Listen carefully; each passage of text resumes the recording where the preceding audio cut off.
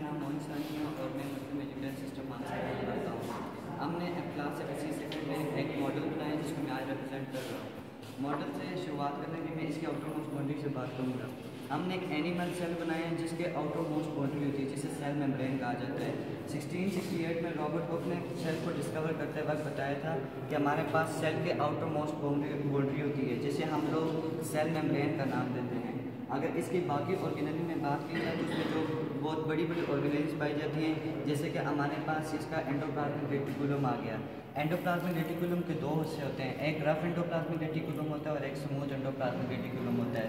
Endoplasmic reticulum का काम बहुत सारे होते हैं। ये प्रोटीन सिंथेसिस में भी हेल्प करता है, राइबोसोम की स्ट्रक्चर भी बनाता है और साथ में हमारे साइटोप्लाज्म में भी हेल्प करता है। दूसरी बात हम करते हैं गोल्जीज अपरेटिस की। गोल्जीज अपरेटिस को हमारे पास कैमिलो गोल्जी ने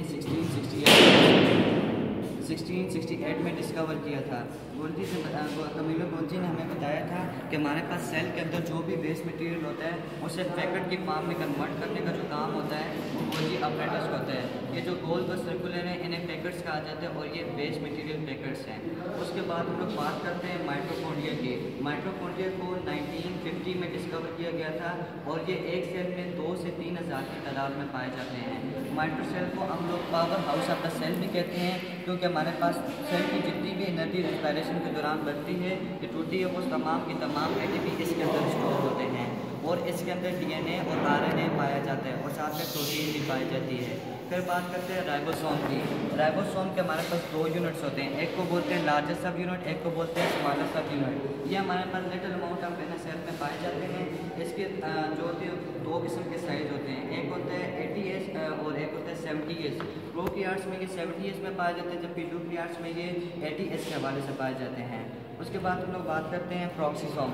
प्रोक्सीसोम जो है कि वो एनिमल सेल और प्लांट सेल दोनों में पाया जाता है।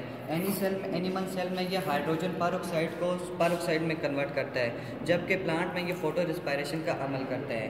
इसमें बाकी सेल में जो आपको तारे वगैरह नज़र आ रही हैं ये इसको साइटोस्केलेटन कहते हैं। कोर्टज़ेट ने 1928 में बताया था कि हमारे पास जैसे बॉडी का स्केलेटन होता है हमें सपोर्ट मिलती है, इस तरह सेल का भी एक स्केलेटन होता है जिसे साइटोस्केलेटन बोलते हैं। ये 3 चीज़ों पर मुश्तमिल होते हैं, माइक्रोट्यूब्यूल्स, माइक्रोफिलामेंट्स और इंटरमीडिएट फिलामेंट।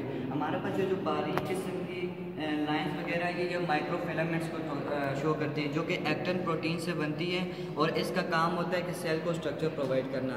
दूसरे नंबर पे हमारे पास ये जो ब्लू कलर वाली लाइंस हैं इनको हम लोग माइक्रोट्यूब्यूल्स का नाम देते हैं और ये ट्यूबुलिन प्रोटीन से बनती हैं।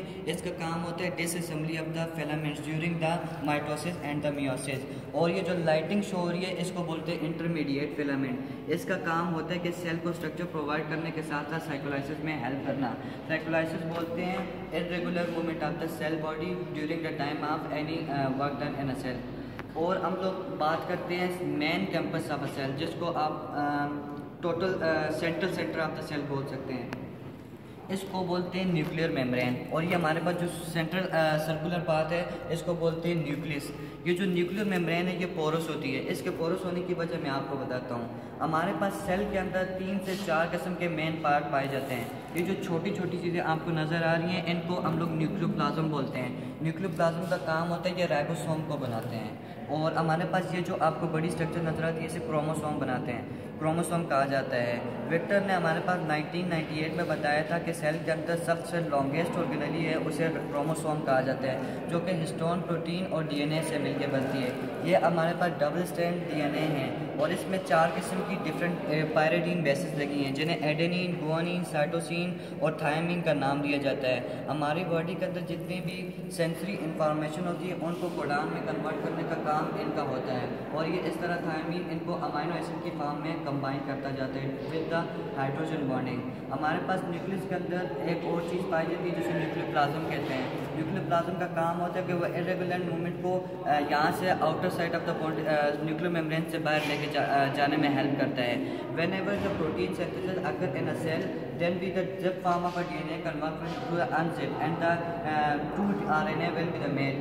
जब हमारे पास 2 RNA बनते हैं तो उसमें से एक RNA इस पोरस मेम्ब्रेन से साइटोप्लाज्म में जाता है। साइटोप्लाज्म में जाने के बाद 2 राइबोसोम एक स्मॉलर सब यूनिट और लार्जर सब यूनिट प्रोवाइड करते हैं। उस प्रोवाइडिंग के दौरान 4 साइड, एक एग्जिट साइड, एक इंटर साइड और एक इंटरमीडिएट साइड प्रोवाइड होती हैं।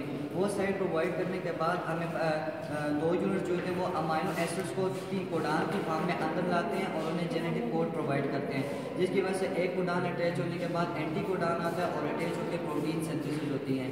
इस टोटल करने के बाद एक चीज़ जो है वो सेंट्रियोल है।